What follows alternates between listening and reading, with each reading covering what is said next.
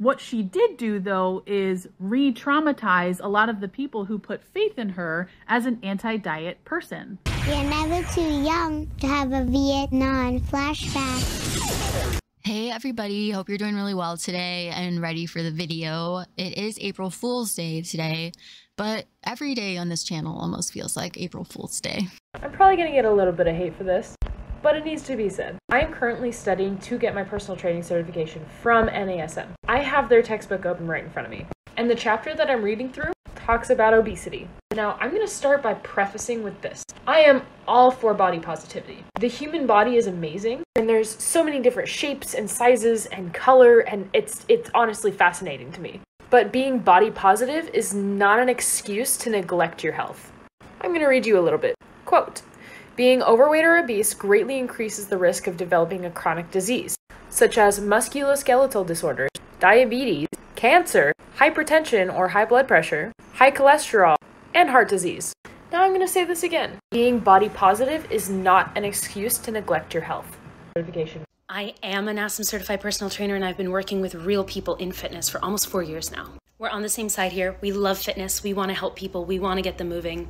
Your take is not a hot one. It is the prevalent perspective in our industry, and I strongly urge you to reconsider.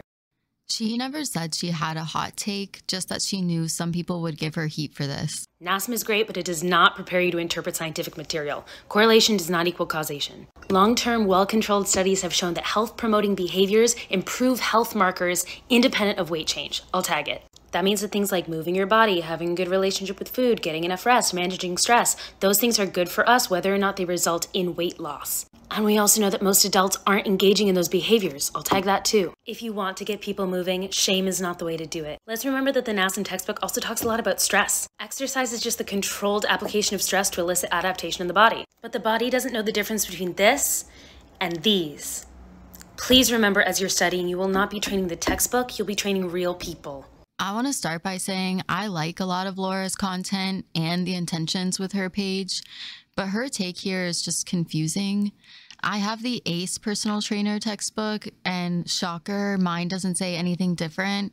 And you can never look at either textbook or train one person in your life and still fully understand why obesity is problematic for the human body. I haven't found any actual long-term research that backs up what she's saying about these health markers, only short-term research.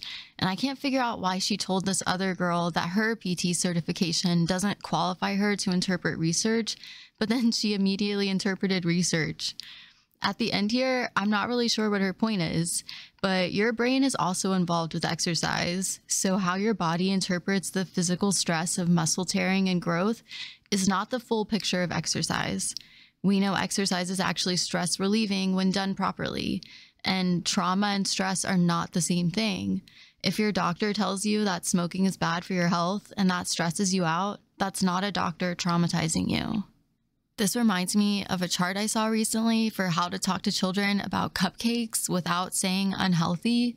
Starting at age 0 to 3, cupcakes give us energy. And ending at age 12 plus, where the recommendation is to say, cupcakes are fun. Cupcakes also give us a quick energy that crashes after we eat it. Then we need more energy. If we eat a meal right before a cupcake, it helps level out the energy and helps us avoid as big a crash. So the final lesson here is basically just teaching your kids that a highly addictive substance like processed sugar just needs to be cut with something else, like a meal to help with the come down. Or alternatively, you could teach your kid why cupcakes are not an all the time food, but a special food for special occasions. I have a question for any fat person watching. Feel free to stitch, duet, comment, pick your poison. What do you wish medical, health, wellness, fitness people better understood so they could support their fat clients? Now for me, it's this idea that fat people do not understand exercise and nutrition. It's a huge beef that I have working in public health, because public health always thinks people just need more education. We need to fund more education on the topic. What ends up happening is you get all of these health and wellness and medical professionals who approach fat clients as though they have no idea about exercise and vegetables. Now I'm about to blow your mind. Fat people know the most about those topics. Short of I went to schooling and got educated on them, fat people have to be aware of those things. Because fat people are only deemed good if they are exercising and eating right. So you learn to do those things so that people actually treat you nicely. Like, honestly, most fat people know more about that subject than their straight size counterparts. So like, next topic. I literally know everything. Okay, we've talked about this before, but I want to address this time that she didn't actually offer advice on how to support overweight clients or even in which way they'd like to be supported. Just immediately starts on the don't tell us what we already know thing.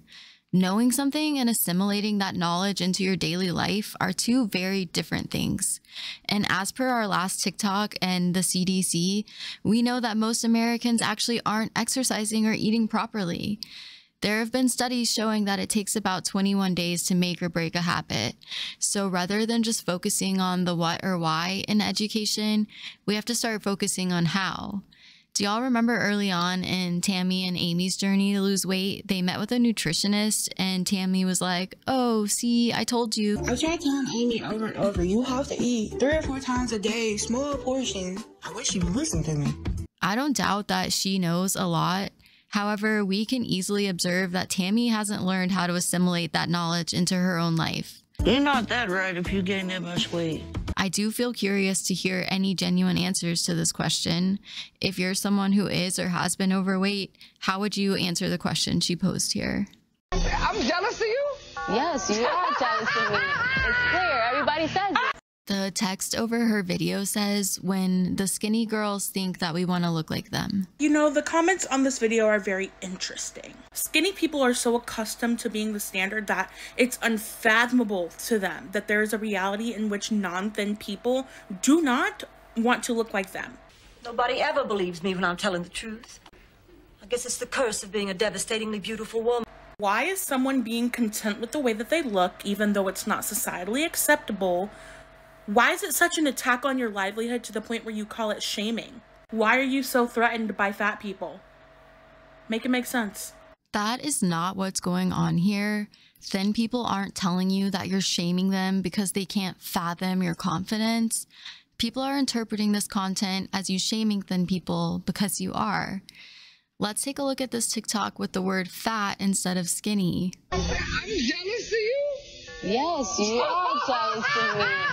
I would interpret that as someone making fun of fat people, and I feel confident that this fat activist space would find a TikTok like that incredibly offensive, maybe even oppressive. Yet in this piece of content, she's trying to pretend like this is harmless because what? Because fat voices are so marginalized and oppressed that their words are inconsequential? I know they're both smarter than that, and they know why this isn't productive to the conversation, but it's provocative, which gets more views than constructive activism. If you've spent any time in like the anti-diet health at every size sphere, you have probably heard of this book, if not read it. Now, I was following her on Instagram as of this morning, and I saw her post this to her stories. This is what that author looks like. Now, I am no stranger to white people shenanigans. I come from a long line of it, unfortunately, and I wanted to know what was going on now. This is my business, right? Girlfriend releases this today.